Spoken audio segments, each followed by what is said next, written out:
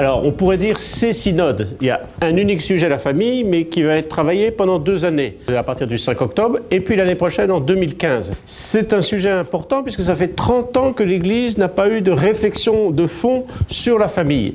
En plus, un synode, c'est une réunion universelle des évêques qui viennent du monde entier, ce qui va permettre de renouveler la manière d'annoncer, de dire la joie et la bonne nouvelle spécifique que l'Église entend pour la famille, pour toutes les familles du monde. C'est pas l'Église qui s'en mêle, c'est Dieu lui-même. Et tout ce qui est humain a une dimension divine. C'est donc important, rappelons-nous quand même que Jésus est né au sein d'une famille. D'autre part, dans toute la Bible, quand on lit n'importe quel passage de la Bible, on se rend compte que pour faire connaître Dieu amour, il n'y a pas de plus belle manière, j'allais dire, que de regarder l'amour humain. Et donc la vie de couple, la vie de famille nous dit quelque chose de l'amour de Dieu, nous dit quelque chose de la beauté, de la grandeur de la vie que Dieu veut pour tous les hommes.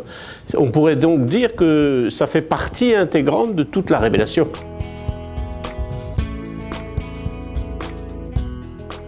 L'Église ne veut pas imposer, puisque de toute façon elle n'en a pas les moyens. Mais l'Église invite à reconnaître que la famille, c'est quelque chose d'inscrit dans la nature humaine. Un homme, une femme qui rayonnent de l'amour. Ce n'est pas la juxtaposition d'êtres humains de tout âge ou de tout sexe. Les sociologues ont inventé le terme de faire famille, mais on ne fait pas famille. On reçoit famille et on essaye de vivre par les moyens que l'on peut dans la communion. Et parce que c'est cette communion qui crée l'amour.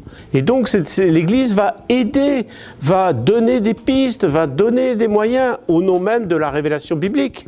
Et chacun essaye de faire au mieux, et chacun à sa place.